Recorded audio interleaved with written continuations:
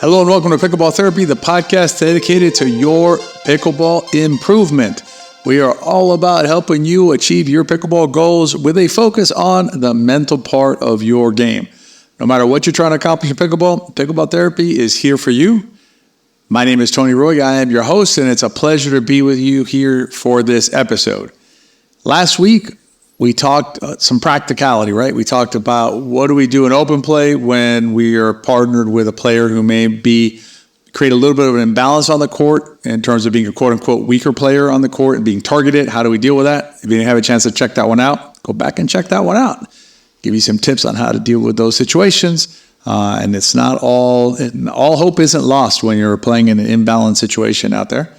This week, we're going to shift gears back to the mind and back to how we perceive our relationship with this sport, right? When we're playing, and it's a common trap that we fall into, which is, what did we do wrong there, right? And we're going to talk about that because, we did something wrong. We always do something wrong. We don't, but we're going to get into it in this week's podcast. Before we jump into the podcast, a couple of quick notes. Number one, we have a course in our academy that deals with unforced errors. So if you're worried about making unforced errors, and listen, we all make unforced errors as part of the game. All we can do is reduce the unforced errors in our game. If you want to learn some really good tips on how to reduce your unforced errors, check out that course inside the Pickleball Academy. We're trying to bring you some courses that will help you in particular parts of the game, specific parts of the game. These courses are supplemental or adjunct, if you want to think about it that way, to our Pickleball System course. Pickleball System being everything you need to know to play awesome pickleball step by step, and the academy being, more specialized kind of detail areas that we explore a little further. You can think about it almost like, you go to college, you get your degree, that's the Pickleball System.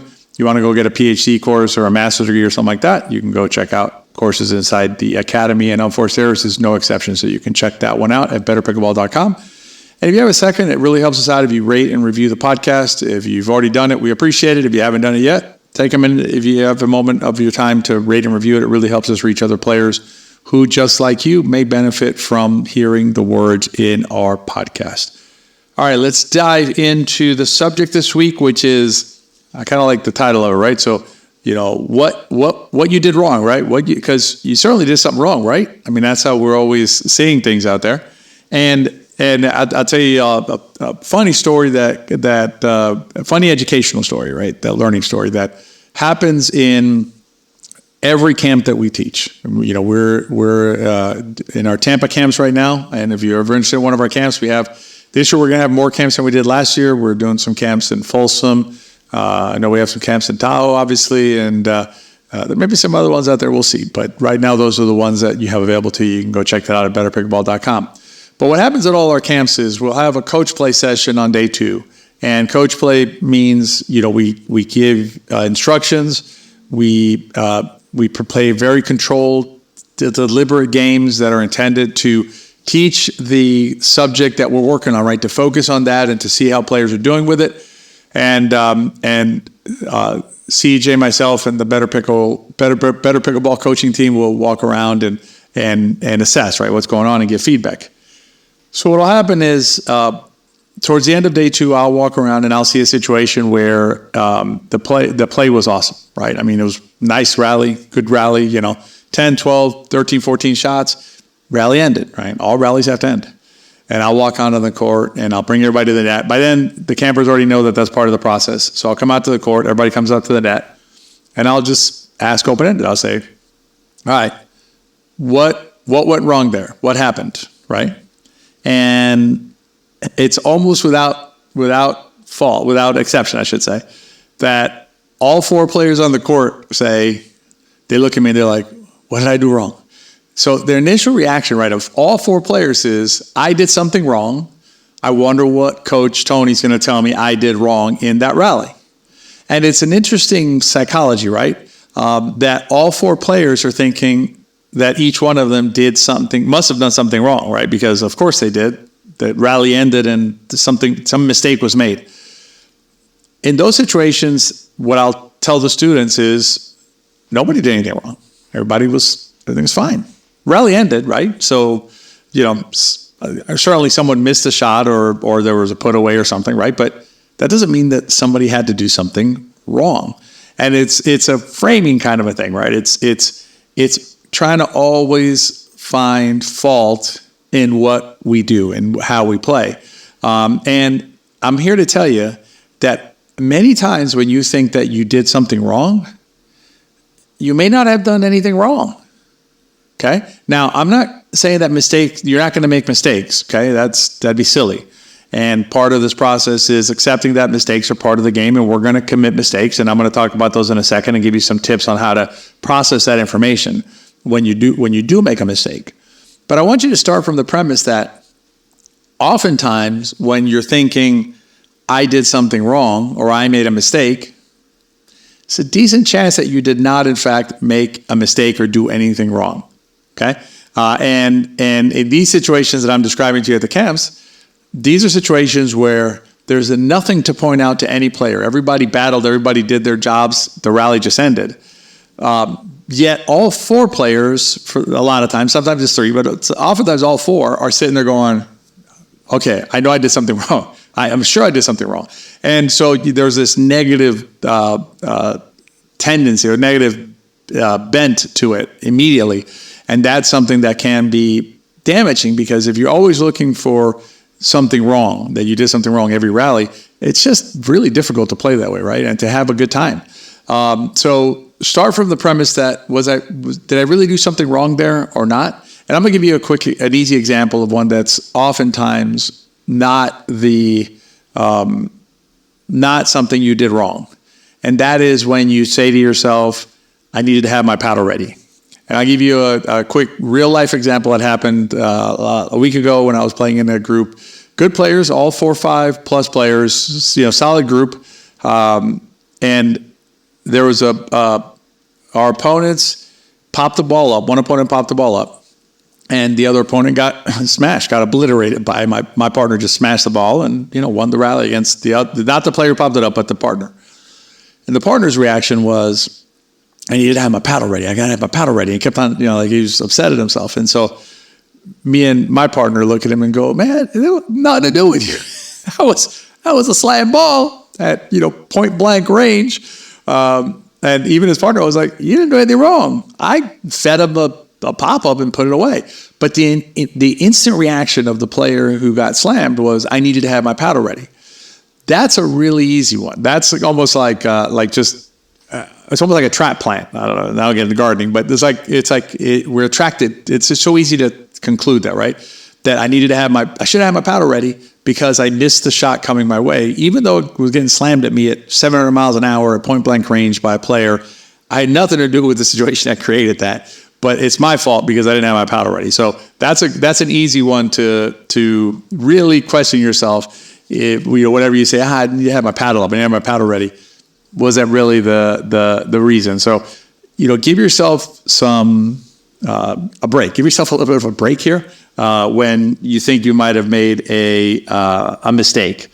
So, I want you to start from the premise that you are going to make mistakes, and then I want you to the next step in this process is I'm going to make mistakes, but did I really make a mistake that particular time, or am I just projecting a mistake onto myself, even though it wasn't really a mistake that I made? And I'm here to tell you that you can lose a rally and not have made a mistake, not a mistake that needs to be addressed, right, or needs to be thought about. And my case for this is a very simple case, which is pro play. When you watch pro play matches, and these are the best players on the planet, their rallies end. Okay? Their rallies come to an end. They don't play indefinitely, right? And so if their rallies come to an end, does that mean by definition or by extension that some player on the court is a knucklehead or they did something silly or something like that? Oftentimes the answer is no. It's just nice rally, it had to end, and it ended, and we're done having the conversation about it. Now, there's a lot of other ways to kind of approach this in our camps and inside the pickleball system. We give you a bunch of different ways to kind of think more constructively about how to analyze post-rally situations to determine whether you need to think further or whether you're done with the analysis. But generally speaking, I'm here to tell you that there's a lot of times when you're trying to find fault somewhere in yourself or anything, where fault simply does not need to be found, where everything is fine and the rally just ended. So start from those premises, okay? And then I want you to think about the fact that you are going to make mistakes. The question is, when you make a mistake and when it is correct to keep thinking about it, right? So I made a mistake and I need to give some thought to this mistake. Then what you want to do is be constructive with that process. It does not help you to simply say, I made a mistake, and then go down some path of, I'm a terrible player, I'm an idiot, I can't believe I'm so stupid. Whatever damaging kind of language you may use sometimes, that's not helpful and not going to do anything for you. And it's certainly not going to avoid you from making that mistake again in the future. You're just beating yourself up then. What you want to do to be constructive is I'm going to give you two ideas. One is, if it's a mistake that you can fix in the moment, if you know how to do that, right? And inside the system, we call that, knowing how to fix your errors in real time. Because I'm going to go back and repeat this. Errors will happen. You'll make mistakes. There's no way to avoid that. Even the best players make mistakes in their game. If you know how to correct the mistake in real time, then correct the mistake during the game. And what I mean by that is, let's say it's a mechanical error. So you missed a return or serve. Missing a return or serve, a lot of times, that's one that you got to introspect, right? Because it's a return or serve. Unless something really weird happened with the ball bounce or something, you have control over that shot, a lot of control over that shot. So that's something that you can influence. And if you miss a return or serve, there's nobody else on the court who's involved in that other than you. Again, assuming not a weird bounce or anything. So let's say you have a missed return or serve. So you're thinking, okay, I missed a return or serve. Step number one, I'm going to observe, right? I observed that I missed a return of serve. I've now made the decision, okay, I need to think about that for a second, because that is something that it's a mistake that I made, and that's okay, but it's something that I can do something about. And if I can do something about in that game, then what I'll do is I'll think to myself, okay, I missed a return serve. Was it where I was standing? Was it my foundation? Was it my stroke mechanic? You go through a mechanical analysis where you break down the shot. And if you're a system member, you know how to do this. It's all inside your mechanical pillar. There's the steps in there. So you basically go through that process of thinking through the shot. And then you say, work backward to figure out the problem. And then you try and avoid making the same error the next time that you go return serve. Okay. So that's one way you can constructively deal with feedback that you made a mistake. The other thing that you can do is, if you're not able to correct it in real time, meaning during that game, just make a note of it. Right? Make a mental note. Maybe after the game, make a little note on your phone or write it down on a pad or something, right? I need to work on my return of serve. Then you will find the resources that will help you work on your return of serve. You'll put in the work and you'll work on your return of serve. That's a constructive way of dealing with the feedback that will naturally come when you invariably make a mistake, because you will invariably make mistakes. Even the best players on the planet make mistakes. What we want to do is we want to not blow it out of proportion, thinking that we're making mistakes all the time, because that is likely not the case. And we then want to be constructive with how we deal with the feedback, or how we handle the feedback when we do, in fact, make a mistake. The key here is to not allow mistakes to become bigger than they are, right? That's why we keep perspective in terms of, how often is this really happening? And also not to allow mistakes to become a negative in our game and in our relationship with pickleball. Because at the end of the day, what this is about, it's about having the best and healthiest relationship that we can with the sport that we love, which is the sport of pickleball. I hope this podcast helps you next time you play. And if you're on your way to the court, listening to it, fantastic. Try and apply that today. This is a podcast episode that you should probably bookmark, because this is the kind of podcast episode, if you feel that you're a player that's always making mistakes and you're always messing up and you're just a disaster out there, and I say a disaster in terms of how you're viewing yourself. It's nothing to do with how you're playing, right? Because you're not seeing things clearly. This is a really good episode for you to bookmark and for you to come back to more than once so that you can work on this process of being more constructive with your mistakes. I hope you enjoyed this week's podcast. As always, share this podcast with your friends. There's a lot of players out there who could benefit from having a better understanding of the mistakes that they're making and how they're not as many as they think and how to deal with them constructively. And if this podcast is helping you and making you feel better about your pickleball, I'm going to bet you it's going to help them. As always, keep enjoying this beautiful gift, this beautiful game that we have that we call pickleball, and I'll see you next time.